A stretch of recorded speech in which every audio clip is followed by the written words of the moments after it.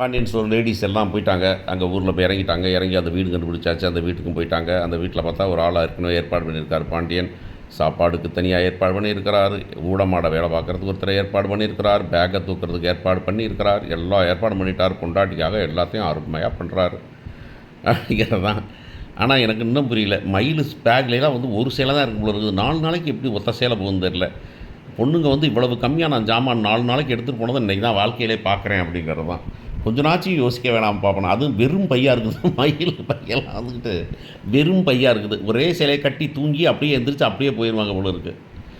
இதெல்லாம் விஷயமா சீரியல்லைன்னா இதுதான் அதாவது பார்க்குறவன் கொஞ்ச நாச்சும் பார்க்கணும்ல அப்படிங்கிற மாதிரி. ஓகே, அங்கே போயாச்சு. உடனே இந்த அம்மா வந்துட்டு புருஷனுக்கு ஃபோன் பண்ணி பேசுது. அவர் உடனே அதெல்லாம் நல்லா நடந்துச்சு அப்படிங்கிறார் அவர். அதுக்கு முன்னாடியே வந்து இவருக்கு வந்துட்டு மாப்பிள்ளை வந்து பார்த்துட்டு போயிடறாரு. மாப்பிள்ளை வந்து பார்க்குறாரு, கடைக்கு வராரு. கடைக்கு வந்து பார்க்குறாரு, பார்த்து பேசுகிறாரு. பேசும்போது என்ன சொல்கிறாருன்னா வந்துட்டு கார் கேட்டது எங்கள் அம்மா கேட்டது தப்புங்க, அதை பணத்தை நான் கொடுத்துட்றேன் அப்படிங்கிறாரு. ஒரு சின்ன பையன், 25 வயசு பையன், அவன் எவ்வளவு பொறுப்பாக எவ்வளோ விஷயத்தை யோசிச்சு வந்து நான் பணத்தை கொடுத்துட்றேன் அப்படிங்கிறான். பெரிய மனுஷத்தன்மையோடு வந்து பேசினான். அவங்க அம்மா அப்பாவையும் வருத்தப்படுத்தக்கூடாது, அட் த சேம் டைம் அவங்க மாமனார் வீடுக்கு வருத்தப்படுத்தக்கூடாது அப்படிங்கிறதுக்காக பணத்தை கொண்டாந்து கொடுக்குறான். அவ்வளவு வந்துட்டு எங்கள் அம்மா அப்பாவுக்கு தெரியாமல் கொடுத்துட்டு நீங்கள் கொடுக்குற மாதிரி கொடுங்கன்னு சொல்கிறான். அதை ஏற்றுக்கிறது ஏற்றாதுக்காதும் பாண்டியனோட வேலைன்னு வைங்க. ஆனால் பாண்டியனுக்கு சுருக்குன்னு குத்தாது. ஐயையோ, இந்த மாதிரி மாப்பிள்ளைக்கு தான் நம்ம வந்துக்கிட்டு ஒரு பிரச்சனை நடந்திருக்குது அப்படிங்கிறத வீட்டில் சொல்லாமல் இருக்கிறோமோன்னு உறுத்தவே இல்லைங்க அந்த மனுஷங்களுக்கெல்லாம்.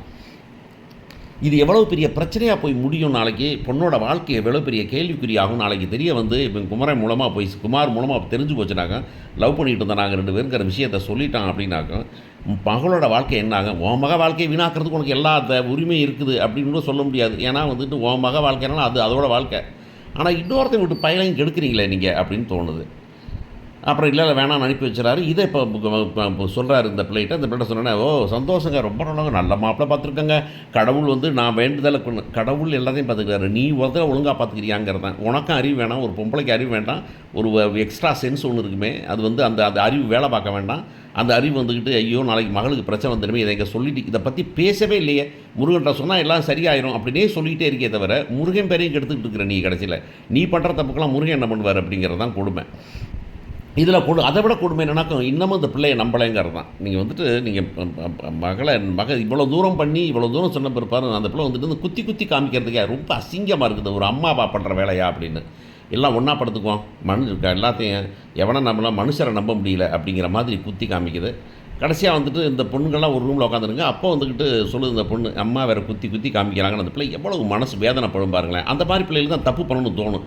இது கர்மத்தை ஓடியே போயிடலாம், இல்லை உலகத்தை விட்டே போயிடலாம் அப்படின்னு தோணுனா இதுக்கெல்லாம் ஒரே காரணம் கோமதி தான். கோமதியோட கேரக்டர் பொண்ணை பற்றில ரொம்ப அசிங்கமாக இருக்குது அப்படிங்கிறது தான் விஷயம். அப்போ ஃபோன் வருது. மாப்பிள்ளை வந்து பொண்ணுக்கிட்ட பேசும்போது பேசுகிறாரு. ஆனால் அந்த பொண்ணு பாதியிலே பேசிட்டு கட் பண்ணிடுது. அண்ணியை இருக்காங்கன்னு. அண்ணி என்ன இப்படி பேசாமல் இருக்கிறேன்னா சொல்லுது, எனக்கு மனசு உறுத்துது, இந்த குமார் விஷயத்த சொல்லாமல் இருக்கிறது தப்பு அப்படிங்கும்போது நம்ம ஊரெலாம் சொல்லுவாங்க, சின்ன பிள்ளைய அது இருக்கிற அறிவுலாம் உனக்கெல்லாம் இல்லை, அப்பனுக்கும் ஆத்தாளுக்கும், ஏன் அந்த அண்ணிகளுக்கே இல்லை. உடனே வந்து மயில் வந்து அதை சப்போர்ட் பண்ணிக்குது. வந்துட்டு இல்லை நம்ம தெரிஞ்சால் பண்ணுறோம், தெரியாமல் ஒரு சில தப்பு பண்ணிடுறோம், அதுக்காக அனுபவிக்கிறோம் அப்படிங்கும்போது இது வாழ்க்கைமா. இன்னும் மீதி இருக்கிற மிச்சத்தெல்லாம் எப்படி வாழ போகிறாங்கன்னு தெரியும்.